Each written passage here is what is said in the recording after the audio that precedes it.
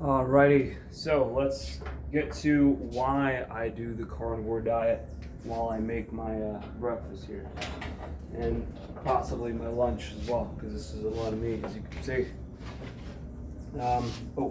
Give me a second. Let's grab some tongs. There we go. Got some tongs.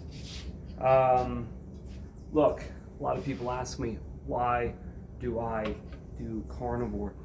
Carnivore, first of all, is not about what you eat, it's about what you don't eat.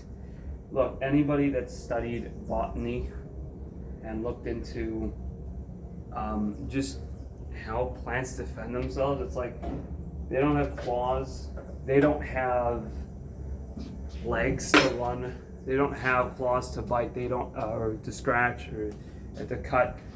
They don't have teeth to bite, right? So what do? How do they defend themselves? They use chemicals, chemical warfare, right?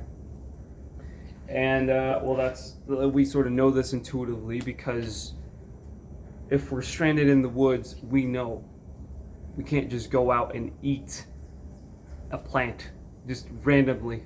We're probably gonna die, right? And so you have to know what you're doing to know whether or not you could eat that without just dying, right? And so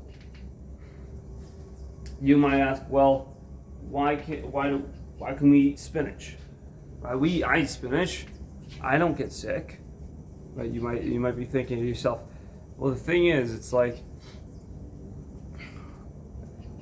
what's like toxicity is a spectrum, right? It's not just like die, don't die, right? It's those are two of the extremes, and then there's like a bunch of like area in the middle, right? Red meat, grass-fed red meat, like generally just meat from ruminant animals, is right here with low toxicity, little to no toxicity, because depending on your histamine intolerance, maybe like chicken and pork, you can't eat much of that. But like that's like when you're super hypersensitive, right? And so it's got little to no toxicity. And here you have like just everything that'll kill you, right? I mean ricin, right? You get ricin, which is like the most toxic thing we know on this earth, to my knowledge. And so in between here, there's like, okay, well, here you can, like, when you get in the middle, right, is this stuff that you probably would eat in a survival situation. And as you move here, you got like fruit, you got spinach, you got kale, you got all the vegetables, the legumes, and lentils, and let me just saw low here. There's a lot of fat on this cut. There's short ribs. But yeah, and so just because you can eat them doesn't mean you should, right? Well, let's talk about legumes and vegetables and just plants that aren't fruit. We know they have toxins, right? And we know those toxins do us harm. But then you think, well, I'm not dying, I'm not super sick. You don't need to have like a serious condition or a chronic disease to feel the effects, right? You don't need that, because the thing is, you don't know how good you can feel, right? It's like a fish in the water.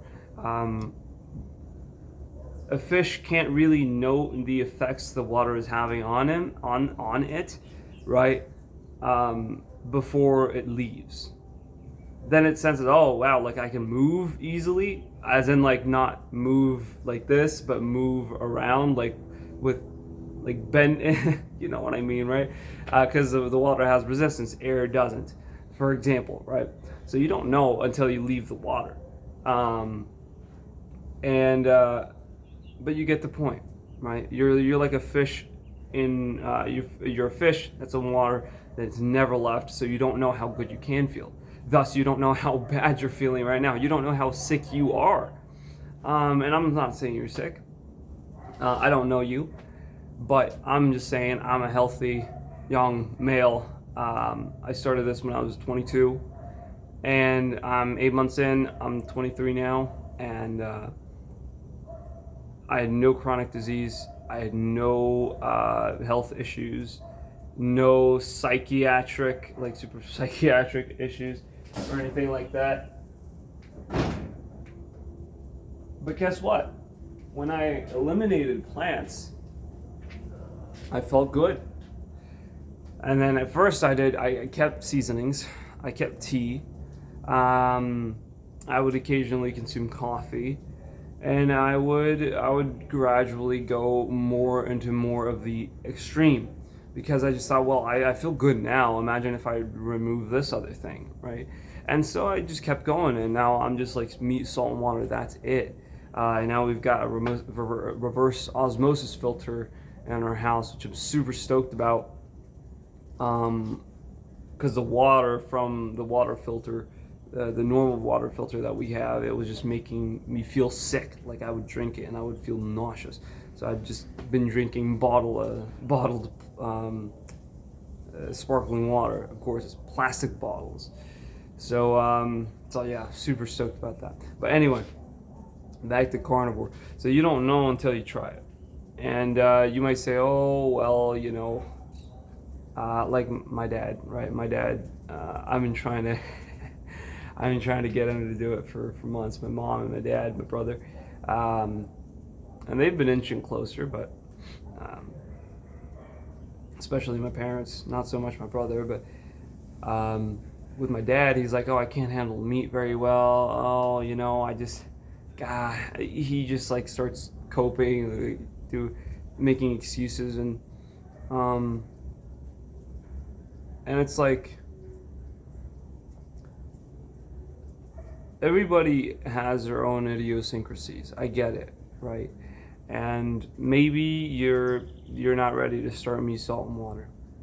Maybe you should just start with just meat, period. Like hey, like you live alone, you do, like, you cook some rice, you cook some chicken, you just stop cooking the rice, cook a little bit more chicken, right?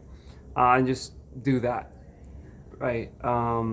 Because this does take some adaptation, and I don't think, in the case of my dad saying, oh, I can't handle meat very well, I don't think that's the case at all.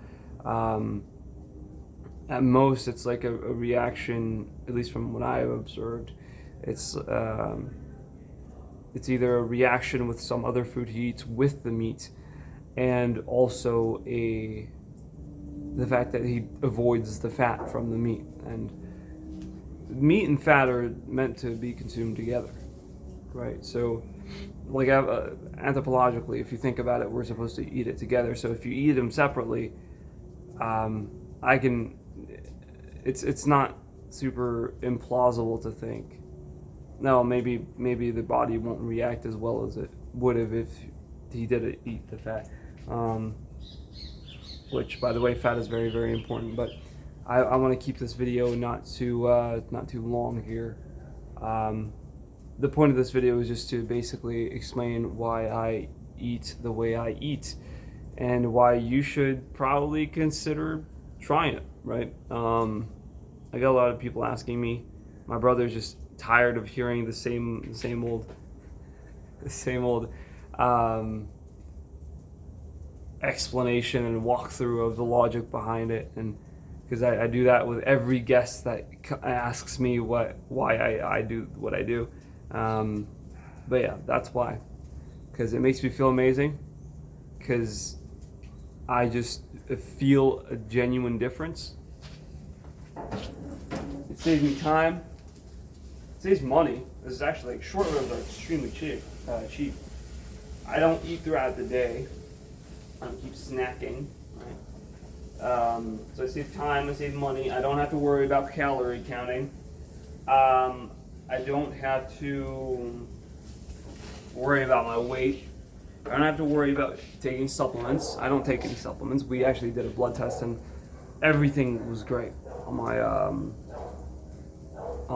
labs. And we compared it to my family members, my parents and my brother, that take a whole plethora of supplements. That was freaking great. In some aspects, it was better. and they just like took a lot of supplements. They take. I'm talking about like, gosh, how many was it? Probably 20 different supplements a day, something like that, which are expensive, and I don't need that. I'm probably the person that least spends money on like consumption in that regard, like nutrition and calories. I'm the person in our household that like least spends.